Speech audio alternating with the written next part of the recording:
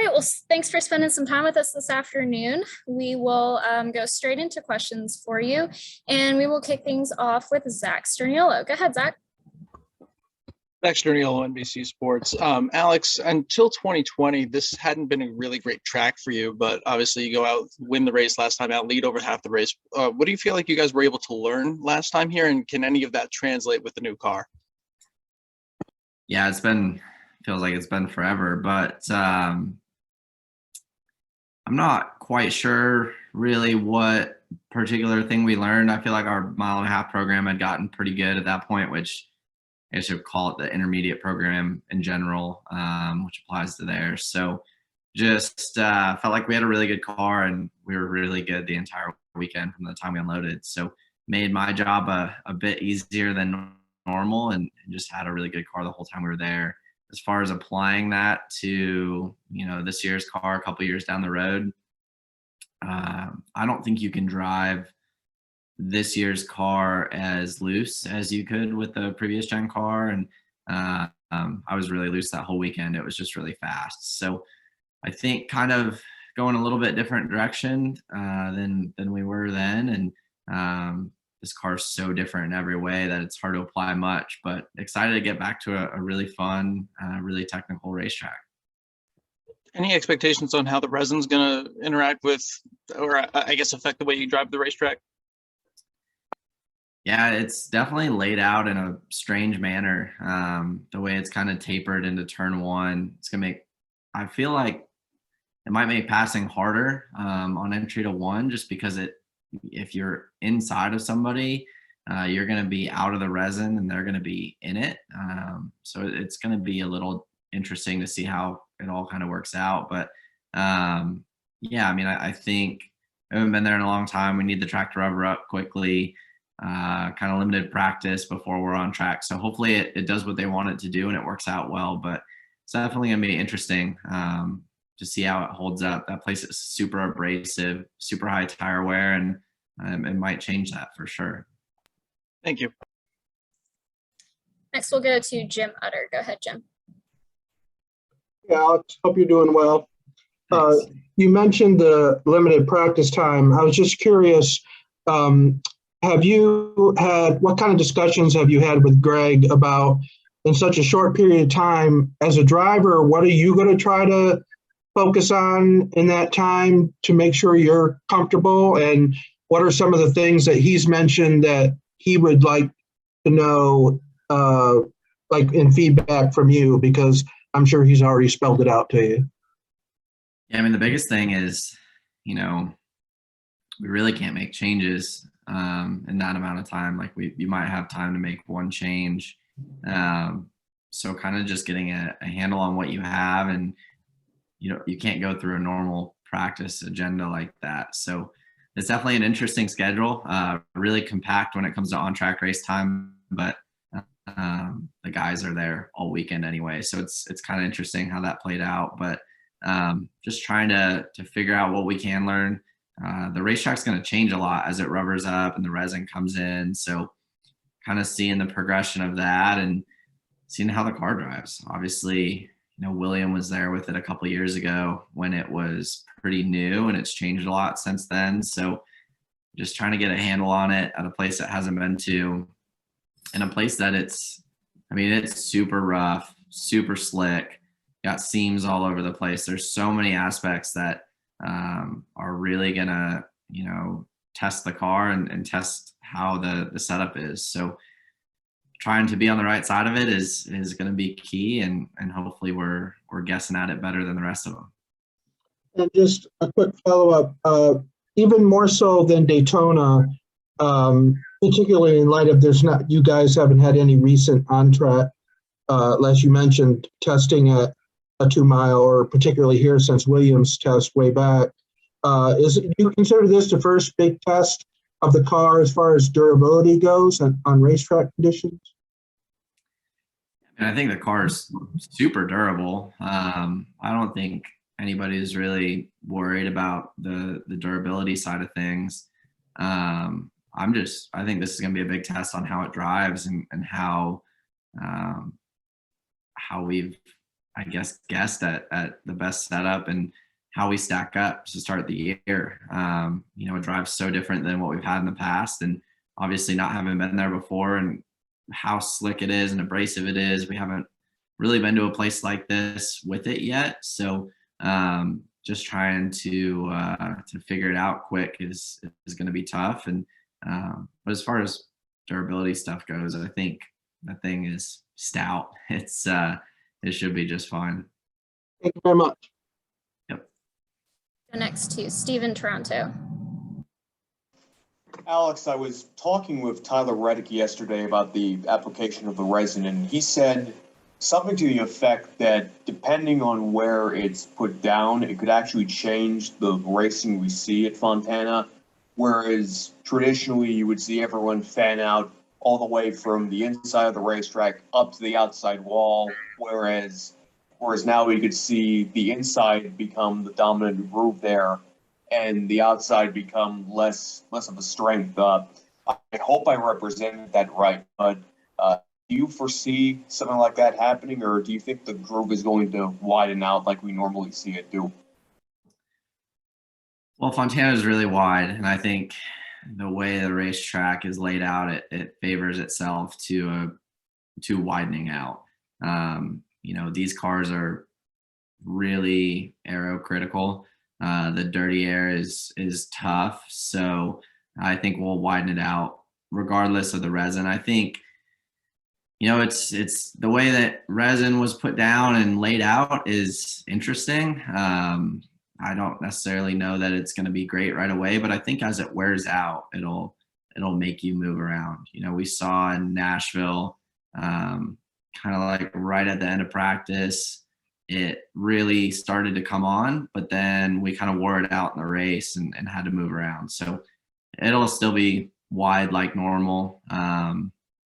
You'll still use the seams. You'll still be slipping and sliding all over the place. It just might take a little bit of time to get there, which it's a green racetrack, so it's going to take time to get there kind of regardless. Gotcha. Thank you, Alex. Next question will come from Lee Spencer. Go ahead, Lee. Thank you. Alex, Chase was on the morning drive this morning, and clearly from his perspective, growing up in the sport, he's familiar with NASCAR's boom, the highs, the lows it's gone through. And he said he can't remember a Daytona 500 like we had since the time he was a child. Kind of wondering about, when did NASCAR first hit your radar, and do you kind of share his sentiments, first of all? So yeah, I watched NASCAR a lot as a kid. Obviously was not around it in any sort of capacity like he was, but watched on TV a lot as a kid, went to a lot of races at Phoenix, a couple races at Fontana. So was a fan for a long time. And I think the Daytona 500 was great. There was a ton of people there. I drove since I was down there kind of all month, and leaving, you knew there was a lot of people there. You knew there was a lot of people there all day, but trying to get out of there, you extra knew there was a lot of people. So I think it was great. It was great for the sport, great to see, and happy to be a part of it. It's definitely refreshing to see that many people at a racetrack, especially, after COVID and not having anybody there, and then having like some people out back. So to see a packed house like that, it was really cool. And secondly, how do we continue the momentum that we started at the LA Coliseum, built into Daytona, and now carry it through the West Coast swing? I'm glad there are people way smarter than me trying to figure that one out. I'm just trying to figure out how to drive the race car. But I think as long as we keep putting on good shows and being exciting, that's the biggest thing. Keeping fans involved, and controversy is always great for the sport. I'm sure there will be some of that this year. And, I think the perception of everything right now is really good. So props to NASCAR for doing a great job at everything they're doing. It's been really good. Appreciate your time. Good luck this weekend. Thanks. Next question will come from Kelly Crandall. Go ahead, Kelly. Thank you. Hey, Alex. So going back to what you said before about obviously Fontana is super rough. There's of course been a lot of already discussion about tire wear and of course with the new car, different tires. So do you anticipate maybe having to be a little more aware than normal of your tire wear and kind of how hard you're racing Sunday to just, make sure you guys don't run out of tires and things like that? Well, I think that's why they have the resin on the racetrack, to get the track to rubber up quicker and to be better on the tires. But yeah, I mean, I think you're still going to drive the car hard. The way cup racing works, I think you could conserve tires, man, even 7-8 years ago. But as the racing's progressed, we've all people have stopped kind of letting people go and racing each other easy. Everybody runs each other hard all the time now. And I think if you save tires, you have to run people so hard to get back by them that you just burn the tires up even worse. So I'm not sure there's much we can really do as drivers anymore. Obviously, driving the thing sideways and trying to smoke the right rear tire off of it, or just putting a ton of wheel in it and killing the right front is bad. But it's not like we can ride around and save our stuff and come back through the field at the end because passing has gotten so difficult. And then I wanted to ask, I'm pretty sure you like the 2-mile Fontana Oval. So will you be doing any lobbying going forward as NASCAR still tries to figure out what they're going to do with this reconfiguration? Yeah, I think it's an amazing racetrack. Super bumpy, really slick. The seams add a whole nother element to it. It's, a track that drivers really like, but at the same time, typically gets won by like 10 seconds. It's once a guy gets out there, dirty air's bad in any type of race car. Can't unlearn aero stuff. And once you take the air off of them, the tire wear gets even worse. So the leader just gets a big advantage, and it's tough. So I think I totally understand why they want to go to a short track. And I think the next gen car is way better suited to shorter tracks. So I'm all good for a short track. I mean, I love the track the way it is, but I think a short track would be great for everybody as well. Thank you. Next, we'll go to Dustin Long. Go ahead, Dustin. Hey, Alex, can you give me a sense of perspective? This challenge this week with a new car, you haven't run at this track, and track hasn't run in 2 years, you get 15 minutes of practice. Can you give me a perspective of how challenging this is? Is this something like more so than any other challenge, or is this just a normal week and a driver in the top series or one of the top series in American auto racing? It's a big challenge for sure. We've never been there with this car. We haven't been there with a higher horsepower, lower downforce package in a couple of years. So just trying to, know what I need to do to start practice and lift points and basic stuff is a big question mark right now. So hopefully I adapt to it as quick as anybody. And I think it's difficult from the team side too, right? Like, you have your simulation and all that, but until you go do it, who really knows? So hopefully our stuff's accurate and we're good when we get there. Thank you. Next, we'll go to John Newby. Go ahead, John. Alex, you're kicking off your weekend by entering the Walk of Fame. Can you talk about what it means to join that group that also includes Martin Truex, Tony Stewart, and Jimmy? Yeah, it's really cool. Kind of cool to actually get to go back to somewhere that I've won. We tend to not let me do that. I got to go back to Richmond last year, but other than that, I haven't gone back anywhere as a winner. So cool to be able to do that, and excited for that experience. Awesome. And then do you have any more tattoo wagers this year? No. That question has come up a lot this week, and I had completely forgotten about it. But yeah, we're just gonna blame COVID on that one. No worries. Thank you. Thanks. All right, our final question will come from Dr. Juhas Zoltan. Thank you very much. Hey, Alex, it's Zoltan from Arena for Television Hungary, Central Europe. It is a pleasure. What is your opinion about Austin Cindric's move at the end of the Daytona 500? Would you wreck your teammate to win the Great American Race?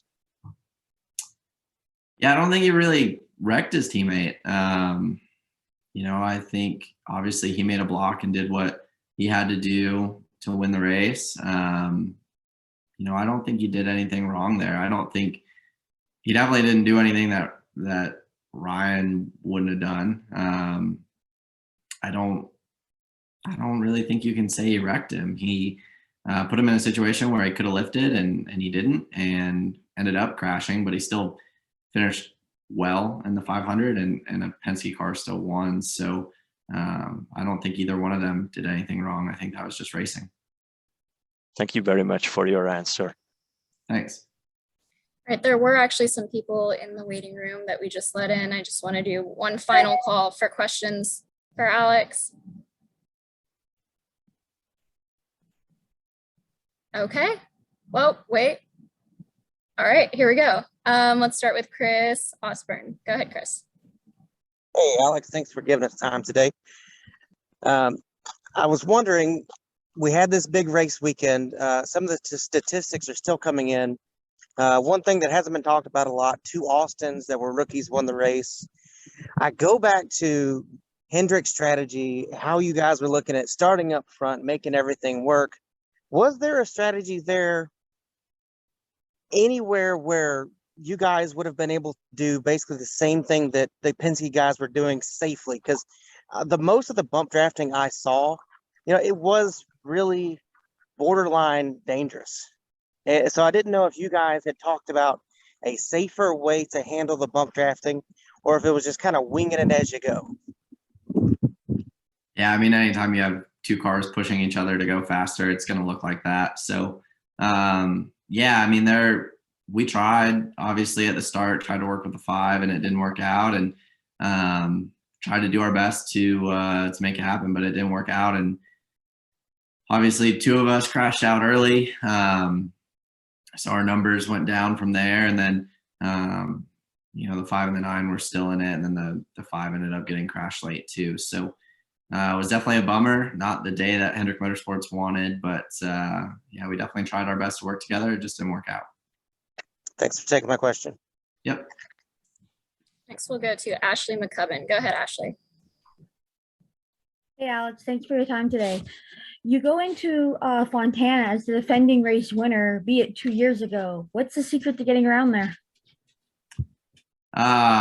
Nothing from 2020 is going to apply to 2022, I don't think. So I wish there was a secret. I think the secret is a fast race car that works really well. So that's what we had in 20, and hopefully we have a similar thing in 22. I think it's going to take a much different balance than it took back then, but we're doing our best to make that happen.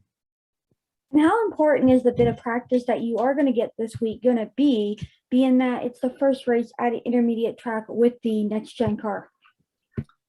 It's definitely important, but at the same time, once it happens, you can't really change much. So we're pretty locked in with what we have when we get there. Hopefully it works out and it's the right direction, because once you get on track, we don't have much time to change anything. So looking forward to it. It's going to be a big challenge, and I know I got some of the best in the business working on getting it right. Thanks for your time today. Thanks. Go to Sean McLaughlin. Good afternoon, Alex. I'm Sean McLaughlin with Full Sail University. So Chase just re-signed to stay with Hendricks for 5 more years, and it sounds like William Byron is next in line. So what does it mean to you to have those guys stick around as your teammates rather than like having new teammates come in? Yeah, I think the 4 of us work really well together. So it's been fun to be teammates with these guys, and we all kind of bring our own unique point of view to the table. So it's good. I think between the 4 drivers and the 4 crew chiefs, the communication is really good. We're all friends. I definitely lean on all of them, and I think we can all definitely count on each other. Thank you. Good luck this weekend. Thanks. All right, Alex, thanks for spending some time with us again today, and we wish you the best of luck this weekend at Auto Club. Thank you guys. Have a good one.